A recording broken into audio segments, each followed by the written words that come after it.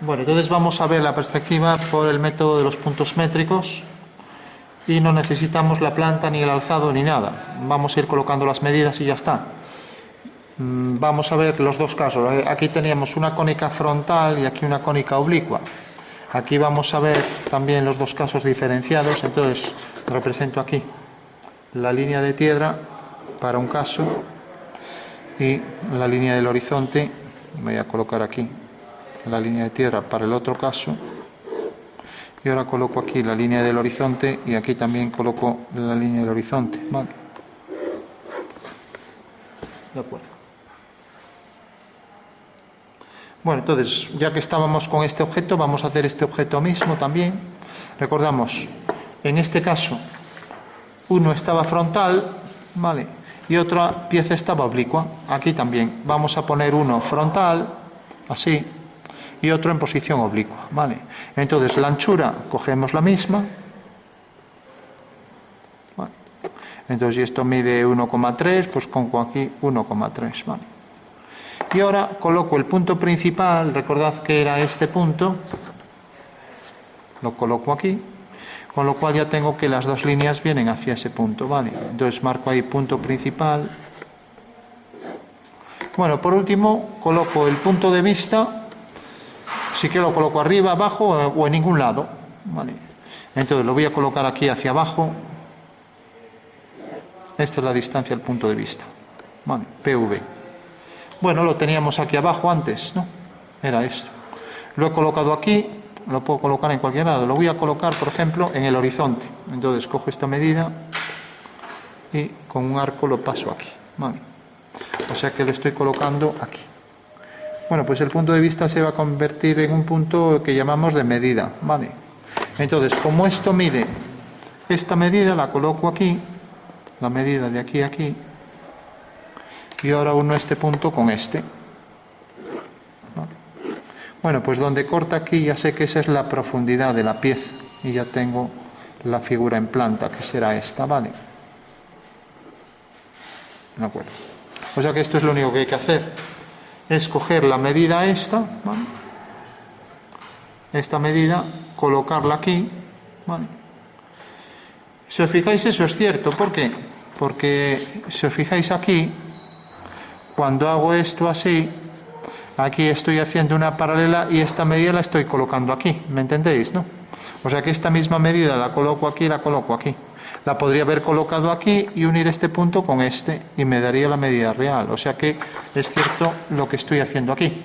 O sea que por puntos de medida lo único que necesito es coger la distancia desde P hasta V. V se convierte en un punto de medida, ¿vale? Vamos a poner entonces mejor M, ¿vale? Y alineamos este punto con la medida real, o sea que esta es la medida real, la pongo aquí la medida en verdadera magnitud, medida real, y la otra medida real, ¿vale? Con lo cual ya está hecho el ejercicio. Ahora le doy la altura, igual que en el otro, eso es idéntico al método anterior. Y tengo ya esa altura que fugo. Y como esto es un cuadrado, a ver si tengo aquí un cuadrado de ese tamaño, así voy más rápido. Bueno, pues sí, curiosamente. Tengo este cuadrado aquí y fuga por detrás, a ver si tengo uno aquí de ese tamaño, pues también. Bueno, pues ya tengo ahí la perspectiva de ese prisma, ¿vale? Por puntos de medida, sin complicaciones, ¿no? Como veis aquí ni trabajo ni con la planta ni con nada, ¿vale? Aquí era mejor trabajar con la planta. ¿Qué pasa? Que si aquí, por ejemplo, hay un objeto, imaginaros una vasija, lo que fuera, lo voy a colocar pues aquí, por ejemplo. ¿Dónde lo colocaría aquí arriba en la perspectiva? Bueno, pues si os fijáis este punto, cojo el centro, lo alineo con V, corta aquí. Bueno, pues levanto una vertical y sé que queda sobre esta línea. Y como esto va por esta línea, sale de este punto y va por allí a la fuga. Eso quiere decir que en realidad corta aquí abajo y esa es la posición real de ese punto, ¿vale? Algo lioso, pero bueno. Aquí habría que ir cogiendo medidas, lo cual sería más lioso todavía. Bueno, vamos a hacer ahora en posición oblicua, ¿vale? Entonces le doy la orientación que quiera, por ejemplo esta, desde aquí y ahora hasta aquí. así. Vale. Esta va a ser la orientación de las dos líneas en perspectiva, esta y esta. Vale. Ahora cojo el punto medio de esto para hacer la semicircunferencia, como vimos allí. Entonces cojo aquí la semicircunferencia, a ver, esto es 7, 3,5, aquí el centro. Vale. A ver si he cogido bien, porque la verdad que de cerca ya no veo, debo ponerme las gafas. Bueno, ahí tengo que hacer siempre la semicircunferencia. Bueno, por último, coloco el punto de vista en la semicircunferencia, donde quiera, por ejemplo aquí, o aquí, lo voy a ver desde aquí, desde este punto de vista. O sea que si giro, el punto de vista estaría aquí a esta distancia del cuadro. Y estas dos líneas son la dirección de las líneas de la mesa. Vale. O sea que si doblo el papel por aquí, en el espacio, realmente la mesa va a tener estas dos direcciones, ¿vale? De acuerdo. Bueno, por último, tengo las dos medidas. Antes de nada, trazo los métricos. Entonces, cojo aquí esta medida y hago este arco. Y cojo aquí esta medida y hago este arco. ¿Vale? Bueno, pues fijaros, este punto de fuga, que llamaré F1, tiene este métrico, M1. Y ahora, haciendo centro aquí en F2, el arco corta en M2. ¿Vale? Bueno, pues ya está. Lo único que necesito es todos los que van hacia F1 los mido con M1 y los que van a F2 con M2. ¿Vale? Entonces, cojo las dos medidas de la figura. Pues tengo aquí una medida y tengo aquí la otra medida, y ya puedo dibujar la figura con precisión. ¿Vale? O sea que esta es una de las medidas del objeto, aquí la tenemos, y esta es la otra, ¿vale? Medida A y medida B, ¿vale? Bueno, pues ya está, es este cuadrilátero, me lo puedo poner aquí abajo para que se entienda. Entonces aquí tengo la medida A y aquí la medida B, y ese es el rectángulo, ¿vale? Bueno, aquí también puedo indicar que esta es la medida A y esta es la medida de aquí, aquí es la medida B, ¿vale? Bueno, pues fijaros, tengo aquí la medida A y como va a F2 lo mido con M2, entonces 1M2 con este punto y sé que va a llegar hasta aquí, ¿vale? Aquí para B, pues fijaros que corta, M1 corta a la oblicua en este punto, va a llegar hasta aquí. Bueno, pues ya tengo las dos. En el espacio sé que esto mide esta medida y esto mide esta medida, ¿vale?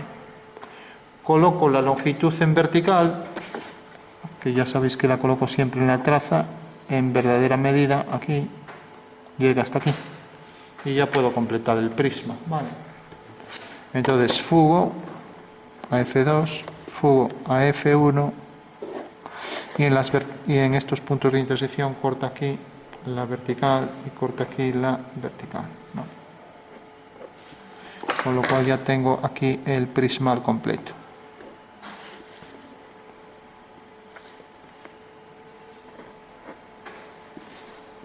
Fugo hacia F2 y aquí hacia F1. Puedo hacer las líneas de atrás también. Y en el punto de intersección bajo una línea en vertical, fugo hacia F2 y fugo hacia F1. Bueno, pues ese será el punto de intersección. Y tengo ya el prisma al completo. Vale. Bueno, pues eso sería todo. Imaginaros, ya para concluir, este es el proceso. Cuando la figura está en posición oblicua, o sea, bajo cierto ángulo, como vemos aquí, pues debemos seguir este proceso. Cuando está frontal, debemos seguir este, ¿vale? Por último, imaginaros que esto es una mesa y que esta mesa pues tiene aquí pues unos cajones y una estantería, ¿no? Y entonces aquí tenemos esa división, la voy a poner aquí. Entonces aquí estaría unos cajones dentro de esa mesa. Lo voy a poner aquí, o la estantería misma, es igual, ¿no? Bueno, pues fijaros que tenemos B dividido en estos dos trozos, ¿no? Entonces, ¿cómo puedo pasar esto aquí arriba? Pues igual, M1 mide esta medida. Entonces, si llega hasta aquí, pues trazo por aquí la línea, corta aquí, y ahí tengo que por ahí pasará entonces la estantería, cajones o lo que sea, ¿me entendéis, no? O sea que por aquí trazo la vertical por este punto, ¿no? Bueno, se ve, sí. Bueno, pues ese sería el procedimiento. Entonces ya sabemos, o método frontal para realizar con las medidas tal y como está ahí, o bien una perspectiva cónica de tipo oblicua, ¿no? Vale. Bueno, por último, ya que aprovechamos estos dibujos para tener ya un avance de un detalle interesante, imaginaos que quiero calcular las sombras, y las sombras que proyectan estos objetos son por luz solar, o sea que los rayos se consideran paralelos, ¿vale? Bueno, pues siempre vamos a necesitar dos puntos, ¿no? Y los voy a marcar en una vertical desde el horizonte. Voy a marcar lo que es la fuga de las sombras de las verticales, y aquí haciendo una vertical, pues viene por aquí, voy a marcar la fuga de los rayos solares, ¿vale? O sea que voy a tener siempre estos dos puntos, ¿de acuerdo? Claro, al principio esto ya veremos qué medidas cogemos, pero bueno, los colocáis donde queráis. Si no se dan. Entonces, fijaros, siempre la sombra de una vertical va a ir hacia este punto. La sombra de otra vertical va a ir hacia ese punto. Y esta sombra de esa vertical va a ir hacia ese punto. Ahí tengo, la sombra de las tres verticales van hacia allá. Y ahora todos los rayos vienen hacia aquí. O sea, la sombra de este punto cae hacia aquí, la sombra de este punto cae hacia aquí, y del punto de atrás cae por ahí detrás, ¿vale? Y fijaros, la intersección del rayo con su proyección en el suelo es este punto. La intersección del rayo con su proyección en el suelo es este punto, ¿vale? ¿Se ve? Sí. Y la intersección de este rayo con esta línea es este. Por lo tanto, la sombra del objeto, por ser paralela a esta, irá hacia ese mismo punto, y aquí por ser paralela a esta irá hacia, será una paralela hacia el infinito, ¿vale? Bueno, pues esa será la sombra que proyecta sobre el suelo, ¿vale?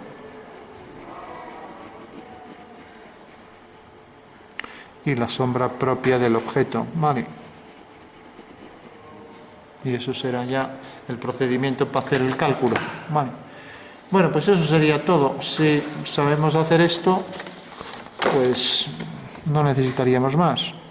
Entonces esto, como la sombra sí a priori parece algo complicada, vamos a ver aquí otro ejemplo. Imaginaros que, por ejemplo, aquí, pues esto sería un prisma de lo que fuera, pues hay una farola, ¿no? Entonces esa farola la tenemos aquí y queremos saber la sombra, por ejemplo, de esta farola, ¿no? Vale. Entonces, ¿cuál sería la sombra? Pues la sombra de las verticales viene hacia aquí, ¿vale? Y los rayos solares vienen hacia aquí. Por lo tanto, la sombra de esa farola será esto, y provocará aquí su sombra de esa forma esférica, por ejemplo, ¿vale? ¿Se entiende eso? Sí. Ahora que eso es lo único que hay que entender, ¿vale? De acuerdo. Bueno, tenemos en las sombras, tenemos una sombra propia de la figura, y así se llama, sombra propia, en esta cara, y tenemos luego una sombra que arroja sobre el suelo, en este caso, que es la sombra arrojada, ¿vale? Y tenemos ya todo. ¿Vale? Bueno, si hacemos lo mismo aquí, pues podemos también, es exactamente lo mismo, puedo coger FV y FR en una vertical aquí, o también puedo hacer, fijaros que FR, en vez de ponerlo bajo el horizonte, lo puedo poner por encima. Aquí lo voy a colocar encima, ¿no? Y lo voy a colocar, por ejemplo, aquí. Si lo coloco aquí, yo lo voy a colocar encima. Y a ver si alguien detecta cuál es la diferencia entre colocarlo encima o colocarlo debajo. Fijaros. Ahora cojo un punto cualquiera, por ejemplo este, y coloco aquí F sub R, donde fugan los rayos, ¿no? Y F sube aquí. Vale. Entonces, para calcular la sombra, pues tenemos que siempre los puntos del suelo de la figura los uno con el que está en el horizonte, con FV, que es esto. Entonces, el punto del suelo con FV el punto del suelo con FV y el punto del suelo con FV. Vale. Y ahora los puntos del espacio correspondientes con FR. Vale. O sea que corta aquí, este punto con FR, corta aquí, y este punto con FR, y corta aquí. Pues estos tres puntos están alineados y estos dos puntos también estarán alineados hacia ese punto. Vale. Bueno, pues ahí tenemos entonces la sombra del objeto por el suelo que viene hacia aquí. Esto me quedó muy pegado, debí ponerlo más hacia aquí para que... Pero bueno. Y la sombra del suelo que viene por aquí.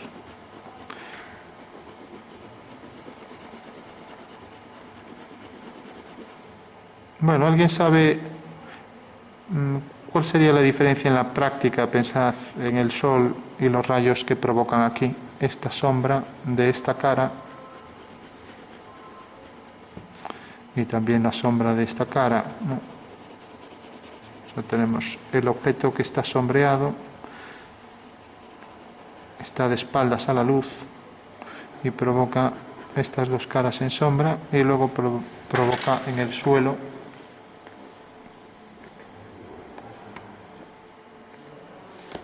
Bueno, ¿alguien se da cuenta de cuál es la diferencia entre coger F sub R debajo del horizonte o cogerlo encima del horizonte?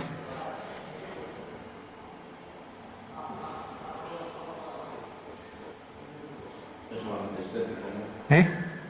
Más nada estético. Si está debaixo do horizonte, como se viniera frontal. Encima é cenital. Bueno, pues la diferencia, puede tirar por ahí un poco los tiros, la diferencia es esta. Cuando vemos la sombra que se aleja de nosotros, quiere decir que el sol está detrás, ¿no? ¿Vale? Y si está detrás, las fugas quedan por debajo del horizonte, ¿vale? Pero cuando vemos el sol aquí delante de nosotros, aquí sí que podríamos hacer esto, que el sol lo vemos, ¿no? Entonces las sombras vienen hacia nosotros, ¿entendéis, no? Y lo que estamos viendo es la parte de atrás, la parte de los objetos que están sombreadas, ¿no? ¿Vale?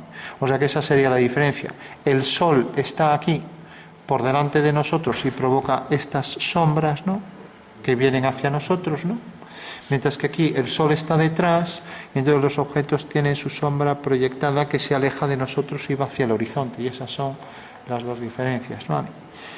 Bueno, pues eso sería por el método de los puntos métricos. Tendríamos otra opción, que es que no se viera el sol y que no apareciera tampoco ni FR ni FV, y sería esto.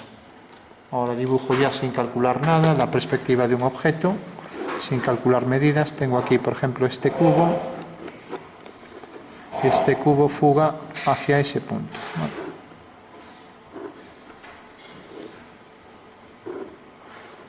Entonces vamos a ver aquí la última forma diferenciada de las otras dos de sombra, ¿vale? Fijaros que aquí estos dos puntos estaban localizables, ¿no?, la fuga de los rayos, y aquí también, y aquí no va a estar. ¿Y aquí qué nos dan? Pues nos dan esto solo, nos dan un rayo que sigue una dirección, por ejemplo esta, el rayo de sol, y la proyección de ese rayo sobre el suelo, que es esta. O sea que nos dan este triángulo, ¿vale? Entonces por este punto hago esta dirección y por la base hago esta dirección, y la sombra de este punto será esta. Aquí otra vez vuelvo a hacer la horizontal y vuelvo a hacer esta dirección, y la sombra será esta. Por tanto estos tres puntos están alineados, ¿vale? Y la sombra del objeto será esta, ¿vale?